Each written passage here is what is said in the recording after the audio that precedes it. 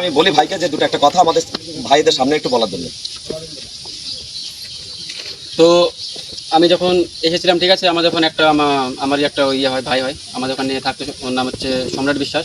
ও মানে এখানে চেয়েছিল, এখানে এখান থেকে ইয়েটা হয়েছে, চাকরিটা হয়েছে। আমি যখন এখানে আসলাম তখন ধরো আমি কিচ্ছু পারতাম না, মানে মেন কথা জিরো থেকে হয়েছে হিরো আমি এখানে এসে। আমার এই সাফল্যের পেছনে বিএপি ফিজিক্যাল একাডেমির 99%।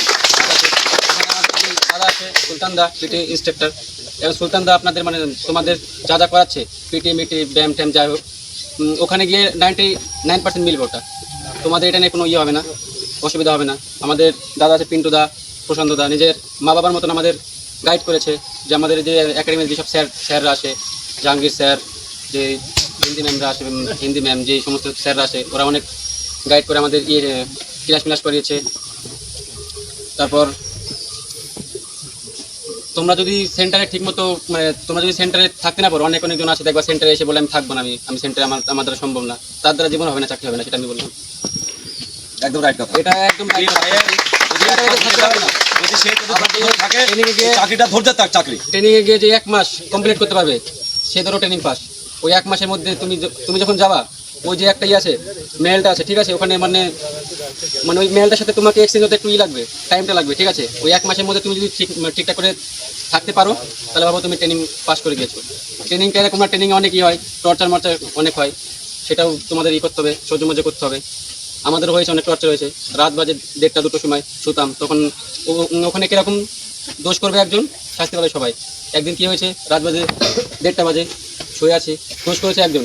যখন আমাদের ওখানে যে আছে উস্তাদ আছে, উস্তাদ হুইসেল মারলো, হুইসেল মেরে 1:30টার সময় 2 ঘন্টা হলো হলো আমাদের রগড়া হলো, পানিশমেন্ট। এখানেও ওটাই হচ্ছে, দোষ করবে একজন, শাস্তি পাবে সবাই। তো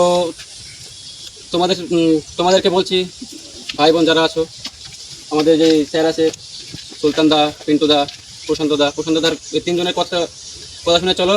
তোমরা চাকরি কেন, তোমরা আইপিএস হতে পারবে এই যদি 3জন যদি কথা শুনে চলতে পারো।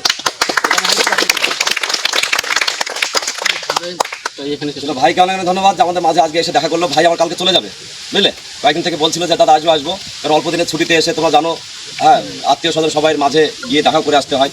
তো আজকে এসেছে, খুব ভালো লাগলো। আমরাও চাই যে এই ভাইদের ভিতর থেকে 100% সকলে উঠে আসুক এবং একটা করে ভোট দিই। আমার একটা কথা, আমি যেমন পেরেছি তোমরা পারবা। 5 আর 5 কত হয় আপনাদের বলছেন, কোয়েশ্চেন করছে কত হয়, আমি সেটাও পারতাম না। 5 আর 5 হয় 10। এখানে এসে আমি মানে প্রথম ধরো আমার মানে অতটা হয়নি পড়াশোনা, ঠিক আছে। প্রথম মানে মেন কথা সঙ্গ ছিল, খারাপ ছিল, বুঝলা তো। যখন সেন্টারটা মানে প্রথম হয় চালু হয়, আমার সঙ্গটা অতটা ছিল না, এখন সঙ্গটা ত্যাগ করলাম।